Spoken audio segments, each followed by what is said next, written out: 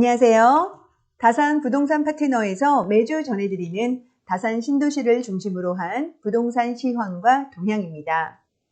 거래량이 많이 줄다 보니 특별한 변화를 감지하기가 어려운 요즘입니다만 또 이 한 주간은 흥미로운 이슈가 많았던 주이기도 하죠. 주간 아파트 매매가 변동률도 몇 주간 거의 복붙 수준입니다. 상승폭이 둔화된 채로 서울 및 수도권 아파트 매매가는 그래도 상승, 지방은 여전히 하락입니다. 3주째 상승폭이 줄어들었다 해도 서울 아파트 연속 상승은 33주로 이어지고 있습니다. 현장에서의 체감은 매매 거래의 실종에 가깝게 느껴지는데요. 호가는 급격히 내려가지 않는 기간 조정의 양상이 몇 개월째 지속되고 있습니다. 이러한 관망세는 단기 급등에 따른 피로감과 정부의 대출 규제가 겹치며 벌어진 현상으로 당분간 더 이어질 전망입니다. 2024년 수도권 월별 아파트 매매의 거래 건수를 보면 거래량 급감의 수준이 어느 정도인지 감이 옵니다. 올 3월부터 반등이 시작되었는데요. 7월에 정점을 찍고 9월부터는 거래 절벽이라 불렸던 올 초 수준으로 거래량이 줄어든 모습입니다. 다만 아직 열기가 채 식지 않은 곳도 있죠. 당연히 서울입니다. 그 중에서도 투탑인 강남구와 서초구는 높은 아파트 매매가 상승률을 유지하며 신고가를 기록하는 단지도 나오고 있습니다. 늘 설명드렸듯이 양극화의 대표적인 사례라 하겠습니다. 지난주 가장 큰 이슈는 아무래도 미국의 대선이었죠. 남의 나라 대통령 뽑는데 왜 우리가 신경 써야 하는지 모르겠다는 분도 있지만 어쨌든 미국은 세계 제1의 패권 국가이고 그 지도자가 많은 영향력을 행사하므로 관심을 가지지 않을 수 없습니다. 모두들 아시는 대로 초박빙이라던 전망과 달리 도널드 트럼프 전 대통령이 또 한 번 당선이 되었는데요. 이후 미 증시는 이른바 트럼프 랠리를 펼치며 사상 최고가를 찍고 있습니다. 특히 테슬라는 시총 1조 클럽에 다시 진입하는 등 초강세죠. 제가 몇 번 언급을 했던 것처럼 개인적으로 저는 테슬라 장기 투자자이긴 합니다. 벌써 5년째인데요. 액분 전에 1200달러를 넘어설 때 최고 수익률을 기록을 했습니다만 고점 대비 4분의 1 토막이 나는 참담한 결과를 맛보면서 오랜 시간 제자리 걸음을 했던 애증의 테슬라입니다.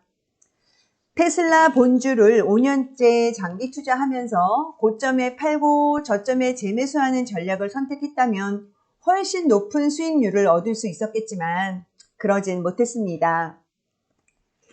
누군가는 사기꾼, 관종, 소시오패스, 미치광이로 평가하는 일론 머스크 테슬라 최고 경영자, 그리고 단순한 자동차 기업이 아닌 테슬라의 다양한 미래 사업 비전을 믿어도 너무 믿어서 그랬겠죠.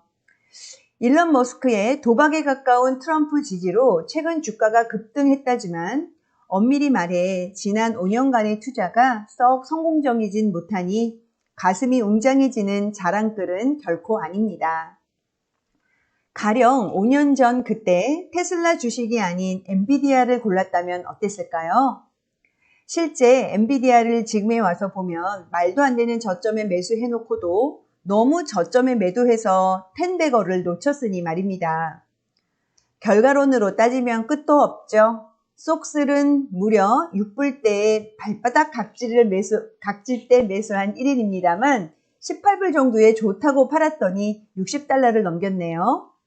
비트코인은 어떻고요? 200만원대에도 400만원대에도 매수했었는데 지금은 1억 원. 물론 지금은 없습니다. 테슬라만큼은 원래 목표였던 10년 장기 투자를 꼭 해보겠다고 다짐해 봅니다. 본주 이외에도 TSLL도 또 영국장 일명 삼슬라라고 하죠. 삼슬라도 조금씩 가지고 있습니다. 사상 최고가를 기록하고 있는 건 이들만은 아닙니다. 금값도 최고가이고 일부 강남 아파트와 서울 초고가 주택도 신고가이죠. 향후 투자는 어떻게 하는 것이 좋을까요?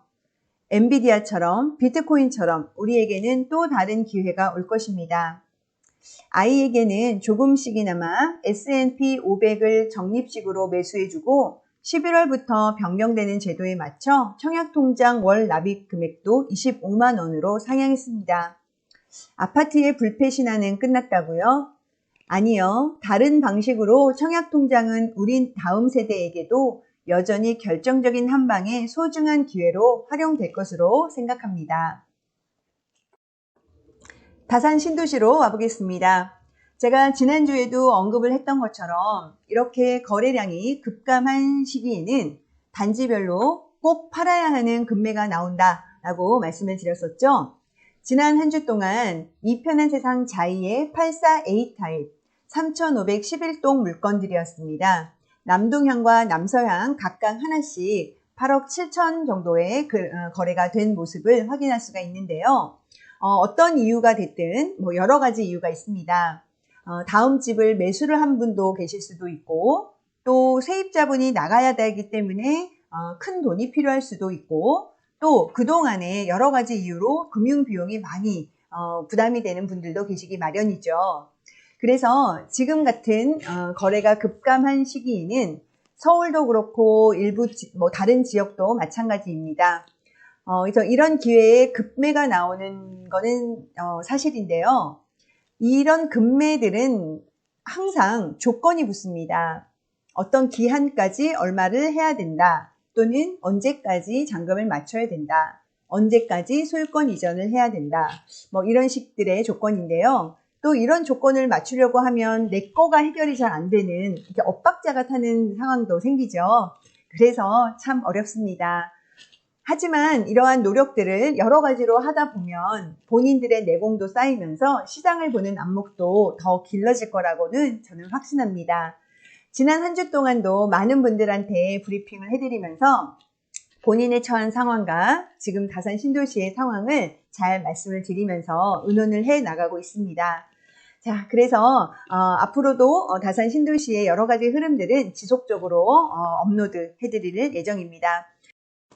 네, 그래서 전체적인 흐름, 정부의 규제와 또 대출 정책은 어떻게 바뀌는지, 그리고 서울의 시장 상황은 어떤지, 나의 상황은 또 어떤지, 그러면서 내가 관심 있어 하는 지역, 특히 다산 신도시가 궁금하신 분들은 다산 부동산 파트너로 연락주세요.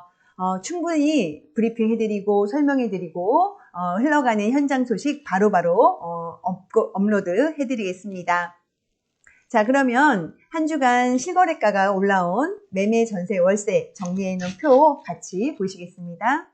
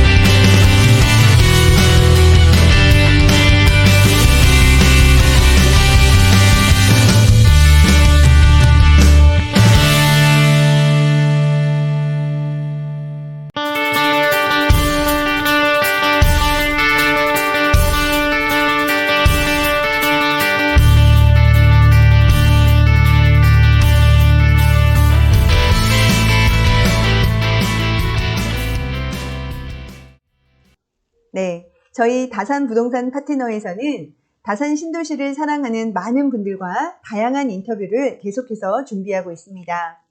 이전 초대 다산총연 회장님, 또 이진한 시의원님, 그리고 다산 신도시 총연합회 회장님과 부회장님 이렇게 연달아서 인터뷰를 했는데요. 이런 분들 외에도 여러 다양한 분들의 인터뷰를 할 기획을 하고 있습니다. 꼭 회장님, 부회장님 이런 분들뿐만 아니라 다산 신도시에 살면서 다산 신도시를 사랑하는 그런 분들의 다양한 이야기들을 담을 예정입니다. 앞으로도 많이 기대해 주시고요. 얼마 전 인터뷰해 주신 다산 롯데캐슬의 장풍님 역시 따뜻한 분이셨습니다. 새 아이의 아빠로서 다산 신도시를 아주 사랑하시는 모습도 아주 잘 느껴지는 인터뷰였는데요. 다시 한번 감사드리고 또 우리가 이어지는 우리 이웃들의 소중한 이야기들 기대해 주세요. 자, 오늘 준비한 소식 여기까지입니다. 감사합니다.